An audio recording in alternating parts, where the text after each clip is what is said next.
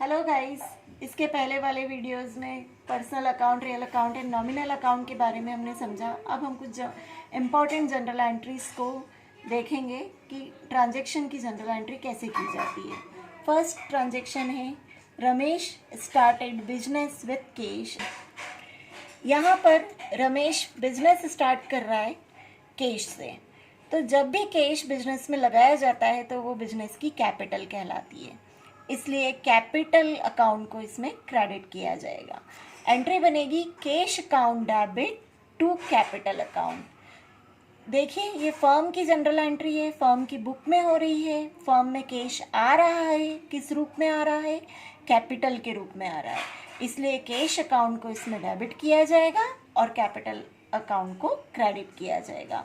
Amount वैसे ही, debit की amount debit के कॉलम में, क्रेडिट की अमाउंट क्रेडिट के कॉलम में लिखी जाएगी।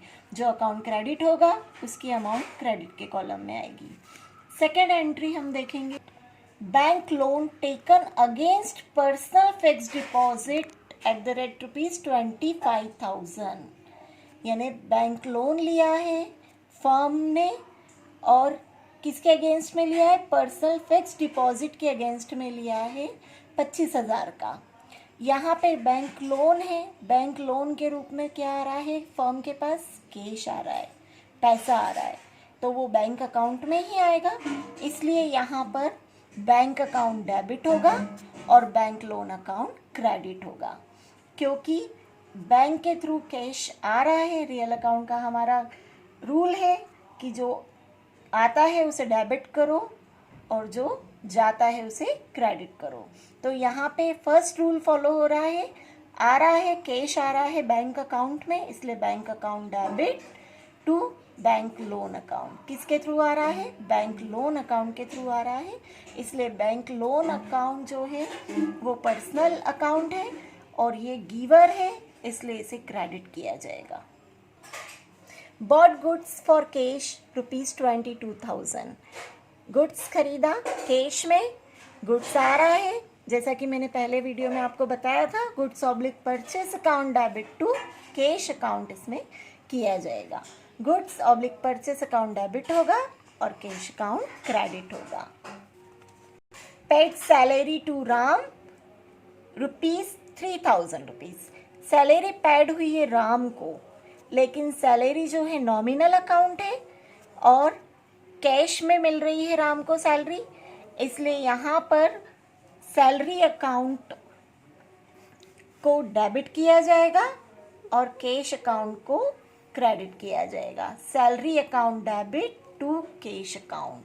रुपीस डेबिट के कॉलम में और क्रेडिट के कॉलम में, अलग अलग कॉलम में लिखेंगे लेकिन सेम अमाउंट लिखेंगे। नरेशन वही, bank the amount paid for salary. यहाँ पर राम का नाम नहीं आएगा, इस बात का आपको ध्यान रखना है। Cash sales at the rate ₹18,000। यहाँ पे कैश सेल्स है, सेल्स है, जैसा कि पहले बताया था, कैश रिसीव्ड होगा और गुड्स बाहर जाएगा। किसके थ्रू जाएगा? सेल्स के थ्रू। तो आप यहाँ सेल्स ऑब्लिक गुड्स कर सकते हैं जनरल एंट्री में। जनरल एंट्री बनेगी cash account debit to sales account. Amount 18,000, both side debit and credit side. Being the goods sold for cash. Cash received हो रहा है इसलिए डेबिट्स, गुड्स जा रहा है इसलिए to sales account. Took loan from Amit and cash ₹5,000। देखिए bank loan जब लिया था तो अमाउंट बैंक में आया था, यहाँ पर अमित से ले रहे हैं, किसी पर्सन से ले रहे हैं और क्या ले रहे हैं? लोन ले रहे हैं, तो वो किस में दे रहा है? कैश में दे रहा है। क्या रिसीव हो रहा है? कैश रिसीव हो रहा है, तो इसकी जो जनरल एंट्री बनेगी वो बनेगी cash account debit to Amit's loan account. सिर्फ अमित को हम यहाँ पर क्रेडिट नहीं करेंगे क्योंकि यहाँ पर अमित ने लोन दिया है, इसलिए हमें अमित्स लोन अकाउंट क्रिएट करना पड़ेगा। तो cash account debit to Amit's loan account यहाँ पर आएगा और अमाउंट डेबिट और क्रेडिट के कॉलम में आएंगी।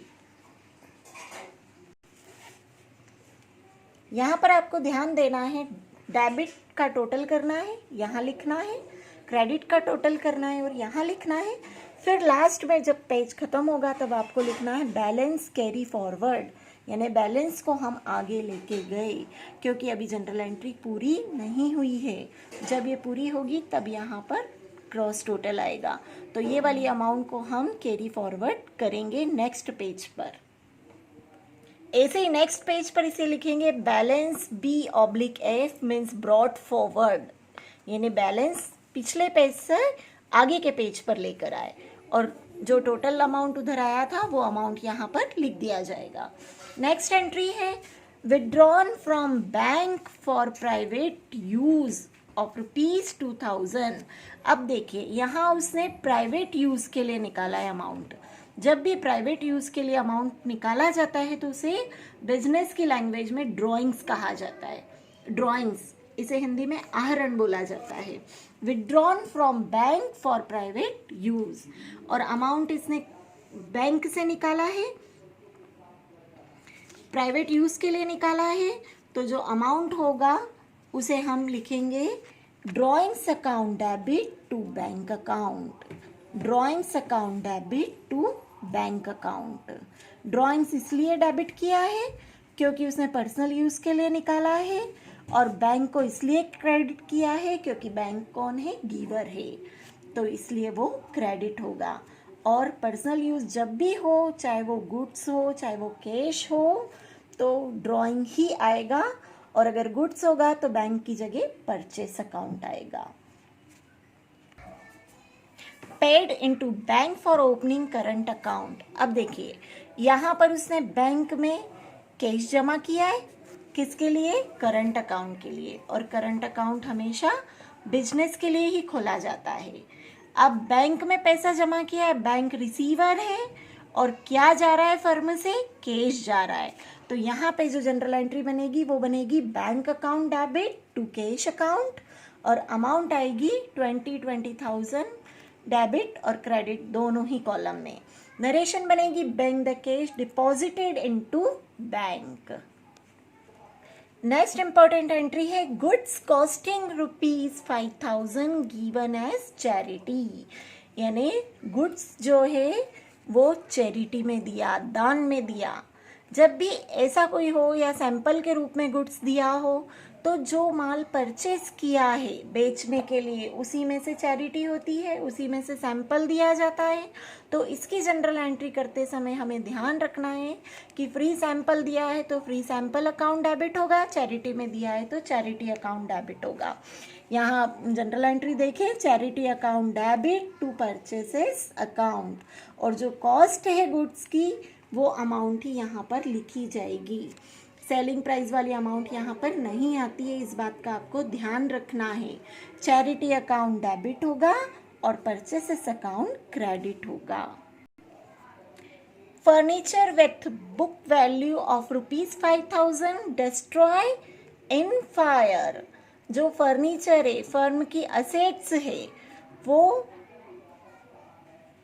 आग से नष्ट हो गई, डिस्ट्रॉय हो गई, आग से नष्ट हो गई, यानी ये पूरी तरह से लॉस है।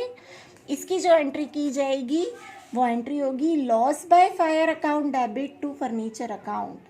अगर यहाँ फर्नीचर की जगह गुड्स होता तो यहाँ पे फर्नीचर के प्लेस पे आप गुड्स लिखते, एंट्री बनती loss by fire account debit to goods account. यहाँ पर फर्नीचर डिस्ट्रॉय हुआ है, असेट्स है, इसलिए loss by fire account debit to furniture account आएगा, और अमाउंट डेबिट और क्रेडिट कॉलम में आएगी। Narration being the furniture destroy by fire लिखा जाएगा।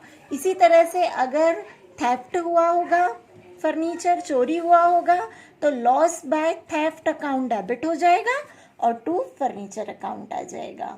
अगर गुड्स चोरी हुआ होगा तो loss by theft account debit to purchases account होगा।